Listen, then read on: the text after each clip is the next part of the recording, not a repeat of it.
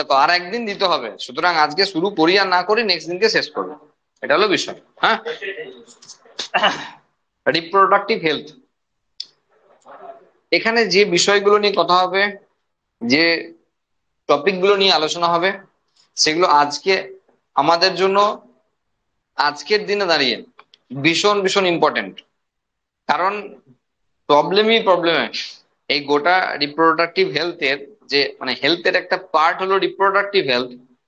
আর এই এই হেলথ নিয়ে আমাদের মতো দেশগুলো সবচেয়ে বেশি ভোগে, কারণ আমাদের মতো দেশগুলোতে এই রিলেটেড কোনো এডুকেশন নাই, বাচ্চাদের শেখানোই হয় না, তারা অনেক বিষয় জানেই না, ডাইরেক্টলি বিয়ে করতে চলে যায়।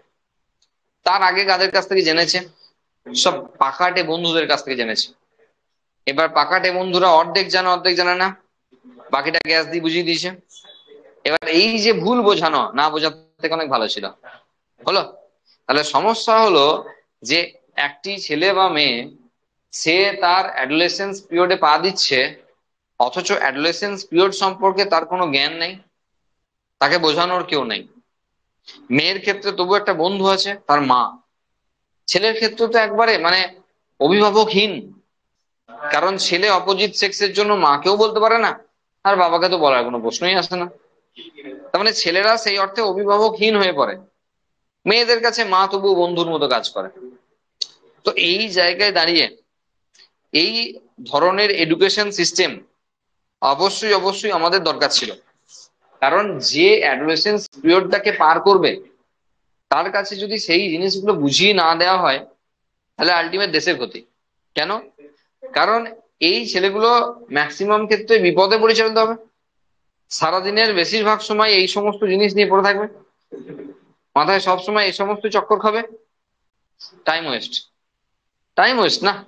তাহলে একটা ভবিষ্যৎ প্রজন্ম যদি এইভাবে টাইম ওয়েস্ট করবে, তাহলে দেশের ডেভেলপমেন্ট কি করে হবে? আর যদি সেক্স এডুকেশন চালু থাকতো, 5 ক্লাস 5 6 থেকে যদি পড়ানো হতো, তাহলে 10 12 পর্যন্ত অ্যাডোলেসেন্স পিরিয়ডে ঢোকা আগে পর্যন্ত, অ্যাডোলেসেন্স পিরিয়ড পার করা পর্যন্ত স্কুলেই থাকে বাচ্চারা। সেই স্কুল এডুকেশন সিস্টেমে যদি এগুলো অ্যাড থাকতো, তাহলে বাচ্চারা সব জেনে যেত, তাহলে মনের মধ্যে কিউরিসিটি অনেক কমে যেত।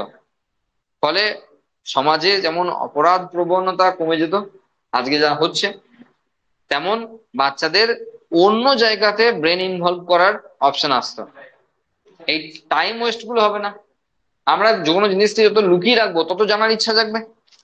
তো যখনই বিষয়টাকে খুললা জ্বালিয়ে দেওয়া হবে, এই বাবা এই এই এই এই এই হয় এই এই, তখনই কিন্তু বিষয়টা অনেক সহজ হয়ে যাবে।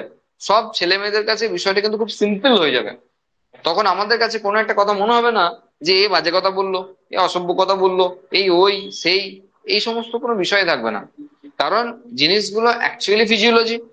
পেটে ব্যথা যেমন করতে পারে, পিরিয়ডস এর সময় তার অ্যাবডোমেনে ব্যথা করতেই পারে। তাহলে পেটে ব্যথাটা আমি বলতে পারি স্যারের কাছে গিয়ে, কিন্তু পিরিয়ডস এর টাইমে সেই পেটে ব্যথাটা আমি বলতে পারবো না স্যারের কাছে গিয়ে। কারণ এখানে একটা বড় বাধা আমাদের সিস্টেম দিয়ে রেখেছে, যে বলা যাবে না ওটা, তাই না? তাহলে আমরা বাকি যা যা হয় আমাদের, খিদে পেলে বলতে পারি, বাকিগুলো হলে বলতে পারি, আর কিছু কিছু বিষয় বলতে পারি না, এগুলো না বলার কি ছিল? কারণ গোটাটাই তো ফিজিওলজি, হিউম্যান বিংস এর মধ্যে আমরা রয়েছি, আমরা এসেছি তো ওইভাবেই। তো এটাকে খুব বেশি লুকিয়ে রাখার বিষয় ছিল না, সিস্টেম করে দিয়েছে, তাই আজকে এত অশান্তি। সিস্টেম যদি একটু অন্যরকম হতো, এত অশান্তিও হতো না। হলো রিপ্রোডাক্টিভ হেলথ সেই রিলেটেড ব্যাপার। কারণ এই গোটা রিপ্রোডাক্টিভ হেলথের যে সতর্কতার বিষয়গুলো রয়েছে, বিভিন্ন রোগবালাই এবং তার সঙ্গে সঙ্গে বিভিন্ন প্রসিডিওর, যেগুলো আমাদের শরীরের মধ্যে বিভিন্ন রকমের গোলযোগ থাকে, যেগুলো বাচ্চা আসার ক্ষেত্রে বা অন্যান্য ক্ষেত্রে ব্যাপক সমস্যা তৈরি করে, সেই সমস্যাগুলো কি এবং সেগুলোকে ওভারকাম করবো কিভাবে, সেগুলো এখানে এই চ্যাপ্টারে দেওয়া আছে। প্রথম দিকে পুরোটাই ইনফরমেটিভ, তারপরে আমার বোঝানোর অনেক কিছু আছে। আমরা একটা একটা করে প্রবলেম ধরবো, আর সেই প্রবলেমটা পার্টিকুলারলি সলভ করা যাবে কিভাবে সেটা বলবো। আমরা এমন নয় যে প্রবলেম গুলো সব বলে চলে গেলাম, তারপরে একটা করে সমাধান হয় না, এরকম নয়।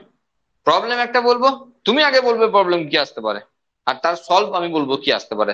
দুটো বলার পর তুমি বলবে কি সলভ হতে পারে, আমি শুধু বেসিক জিনিসটা বুঝিয়ে দেবো যে কি হয়। ওই যে বললাম প্রথম দিকে যে বিষয়গুলো আছে, পুরোটাই ফ্যামিলি প্ল্যানিং এর ব্যাপার স্যাপার আছে, আমার পড়ানোর খুব বেশি কিছু নাই। Reproductive health problems and strategies. দেখো আমাদের মতো দেশগুলোতে আমাদের যেটা সমস্যা, সেই সমস্যার সবের মূলে জনসংখ্যা। ওই একটা জিনিসকে কমিয়ে দিলে সব সমস্যার সমাধান। আজকে খাদ্য, বাসস্থান থেকে শুরু করে হসপিটালের treatment, pollution, global warming, green house effect, তুমি যা বলবে সবার শেষে সেই গরুর রচনার মতো আমরা গরু থেকেই থামিয়ে দেবো। মানে যত প্রবলেম দেখাবে সব প্রবলেমের শেষ কিন্তু আমি পপুলেশনেই দিয়ে দেবো, ঘুরিয়ে ফিরিয়ে গিয়ে সেই পপুলেশন। সুতরাং এই একটা জিনিসকে যদি কোনো দেশ কন্ট্রোল করতে পারে, মানে যাদের খুব কম আছে তাদের আলাদা আলাদা, তারা আবার লেস পপুলেশনে ভুগছে, তারা আবার অন্য দেশ থেকে ছেলে নিয়ে আসছে বলে বিয়ে করলে রাজ্য রাজকন্যা সব দেবো, কিন্তু এই দেশে নাগরিক হতে হবে। সেসব তো কিছু দেশের কথা, কিন্তু মেজরিটি দেশ যারা ভুগছে, জনসংখ্যা নিয়ে ভুগছে। কারণ আমাদের কাছে জনসংখ্যাটা জনসম্পদ না, আমাদের বোঝা, বোঝা আমাদের কাছে। এই জনসংখ্যা কখন জনসম্পদ হতো? যখন তারা এডুকেটেড হতো। এডুকেটেড মানে ওইরকম নয় ডিগ্রি আছে গাদা, ওটা এডুকেটেড না। আমরা এডুকেটেড মানে যারা সত্যি করেই মানে নলেজ আছে, সেটা এডুকেশন। আর আমাদের কাছে শুধু ডিগ্রি আছে। আমাদের একটা 12 পাস করা, কেন মাস্টার ডিগ্রি পাস করা ছেলেকেও যদি বাজারে ছেড়ে দেওয়া হয়, 500 টাকা ইনকাম করতে গেলে টিউশন ছাড়া, 500 টাকা ইনকাম করতে গেলে দফা রফা হয়ে যাবে টিউশন ছাড়া। ঠিক আছে, টিউশন করানো ছাড়া 500 টাকা ইনকাম করতে গেলে না চোখের জলে নাকের জলে হয়ে যাবে। কেন?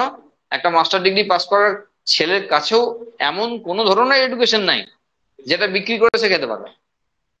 কারণ তাকে অন্য আরেকটা কিছু শিখতে হবে, সেটাতেই ইনকাম করতে পারবে। ধরো কথা বলছি মোবাইল রিপেয়ারিং, তাহলে মাস্টার ডিগ্রি পাস করার পরেও তোকে মোবাইল রিপেয়ারিংটা শিখতে হবে, তারপরে সে মোবাইল রিপেয়ার করে 2 পয়সা ইনকাম করতে পারবে। তাহলে মাস্টার ডিগ্রি বেকার সেই অর্থে? না না, আমি বলছি নর্মাল যে, দেখো ওগুলো তো চলে গেল ভোকেশনাল এর দিকে চলে গেল খানিকটা। তুমি যখনই যদি বলো এই ধরো এমবিবিএস এর কথা, তাহলে আমি তো ওটাকে নর্মাল কোর্স বলতে পারি না। নর্মাল হলো এমএ, এমএসসি, এম কম, এগুলো হলো নর্মাল লাইনের কোর্স।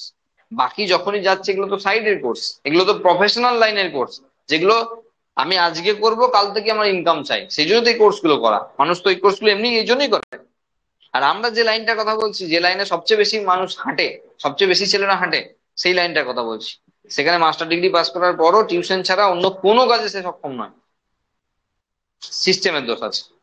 সুতরাং এই জায়গাতে একটা বড় যে প্রবলেম সেটা হলো জনবিস্ফোরণ। আর সেটা নিয়েই প্রথমেই দেওয়া দেওয়া আছে ফ্যামিলি প্ল্যানিং। হাম দো হামারা এক, হাম দো হামারা দো হলে ঝামেলা রয়ে গেল। কারণ খুব সিম্পল, হাম দো হামারা এক হলে কি হবে, তোমাকে বয়স বুঝতে হবে। বয়স যদি হাম দো হয়, হামারা এক হয়, দেখো এই দুজন, ধরো কথাই বলছি, মেয়েটার বয়স সাপোজ 24 বছর আর ছেলেটার বয়স ধরো 30 বছর সাপোজ। তাহলে 24 আর 30 এই সময় এর একটা সন্তান নিল, সন্তানের বয়স শুরু হলো। তাহলে আগামী ধরো আরো আমি 25 বছর পার করলাম, সন্তানের বয়স 25, ছেলে বা মেয়ে হতে পারে। তাহলে এদের সঙ্গে 25 আর 25 তুমি অ্যাড করো, তাহলে বাবার বয়স তখন 55, মায়ের বয়স তখন 49। ছেলের বিয়ে দিল, দেবে, ছেলে বা মেয়ের বিয়ে দিল। তাহলে ছেলে বা মেয়ের যখন বিয়ে দেবে, তার তো আর একটা, তখন বাবা মা বেঁচে আছে। তাহলে দেখা গেল এই বাবা, আজকের দিনের নর্মাল একটা মানুষের মোটামুটি তার বাঁচার সময়কাল 70-75 হয়ে গেছে। ঠিক আছে, হেলথ ফেসিলিটি পাওয়ার জন্য। যারা পায় না তাদের কথা আলাদা, যারা ঠিকঠাক ভাবে মানে সুস্থ ভাবে থাকতে পারে, টাকা পয়সার অভাব নেই, তাদের ক্ষেত্রে ওই এজ গুলো পার করে দেবে। ঠিক আছে, অ্যাভারেজ এজ। আমরা যদি 15 বছর অ্যাড করি, এখানে যদি 15 বছর অ্যাড করি, দেখো এর বয়স হলো 70 বছর। ঠিক আছে, তাহলে এই 70 বছর বয়সে এর বয়স হয়ে গেল 15। বলছি আমরা দুই আমাদের এক হলে তবুও ঠিক আছে, চলো 3টে জেনারেশন নিয়ে রান করবে, 3টে জেনারেশনের সংখ্যাটাও একটা কিন্তু সেই লেভেলে ছুটবে, যে লেভেলে ছিল সেই লেভেলেই ছুটবে। কিন্তু আমরা দুই, আমাদের যদি দুই চলে আসে, তাহলে সংখ্যা তো কমলোই না, বরং এই হারে গেলেও সংখ্যাটা বাড়বে। কারণ এই দুজন তো, এরা এদের জন্ম দিয়ে মরে যাচ্ছে না, যে আমি হিসাবটা করে নেবো এরকম করে যে এরা দুজন পৃথিবীতে এলো আর এরা দুজন বাদ গেল, এমন তো হচ্ছে না। তাহলে এরা থাকবে, এরা থাকবে, এদের আবার এরা থাকবে, তাহলে কোথায় কমছে? হিসাব তো মিলছে না। আর আমরা দুই আমাদের যদি তারও বেশি হয়, তাহলে তার কোনো কথাই নেই। তো যেমন চলছে বিস্ফোরণ, তখন বিস্ফোরণই হবে, তারপরেও যদি কিছু থাকে সেগুলো হবে। ভারতের গ্রাফ এই লেভেলে ছুটছে, ঠিক আছে। তার মানে আজকে যারা প্রি রিপ্রোডাক্টিভ ফেজে আছে, কালকে তারা পোস্ট রিপ্রোডাক্টিভ ফেজে যাবে, মানে এই বেসটা যাবে এখানে। তার মানে আরো আরো বিশাল কিছু হতে চলেছে। যদি এখনো পর্যন্ত স্ট্রিক্টলি যদি এই জায়গাতে রেগুলেশন না আনা হয় দুটো জায়গাতে, তাহলে ভবিষ্যৎ অন্ধকার, ঠিক আছে। আচ্ছা, AIIMS and needs of sex education in school, আমরা আগে এই নিয়ে আলোচনা করলাম। স্কুলে সেক্স এডুকেশনের কি দরকার আছে, মোটামুটি সেইগুলোই এখানে দেওয়া আছে। বিভিন্ন রোগ সম্পর্কে সচেতন করবে। একটা ব্যাপার দেখো বলছিলাম, এই যে রিসেন্ট মেডিকেল কলেজে যে ঘটনাটি ঘটলো, আমরা একদিন বলছিলাম না যে যদি 150 ml ফ্লুইড হয়, আমি ধরলাম 150 ml ফ্লুইডে অন্যান্য জিনিস আছে, 50 ml সিমেন আছে, তাহলে 50 ml সিমেন্ট মানেও কিন্তু 10 জন, অ্যাটলিস্ট 10 জনকে শেয়ার করতে হচ্ছে। তাহলে 10 জন যদি সেখানে ইন্টারকোর্স করে, তার মানে দাঁড়ালো তারা যদি, আমি হাফও যদি বলি মেডিকেলের স্টুডেন্ট হয়, আর হাফ ধরো এখানে ওখান থেকে এরা তারা এসছে, group C group D CV খ্যান ত্যান এসছে, তাহলে তাহলে সেই অর্থে এই 5 জন ডাক্তারবাবুরও কি সেই খেয়াল নাই যেখানে এসটিডি আছে? কারণ যারা যারা এখান সেখান থেকে ঘুরে ঘুরে এসে এটা করেছে, তাদের তো এটা আছেই আছে মোটামুটি ধরে নিতে পারি। তাহলে যে ডাক্তারবাবু গুলো এটা উইদাউট এনি প্রোটেকশন এই ঘটনাটি ঘটালো যদি হয়, তাহলে তাদের মাথায়ও কি এটা নাই, এসটিডি?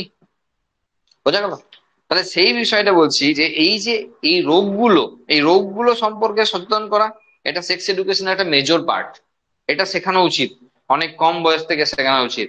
তাহলে কিন্তু মানুষ আরো অনেক বেশি সচেতন হবে, সতর্ক হবে। এগুলোর জন্যই দরকার, ঠিক আছে।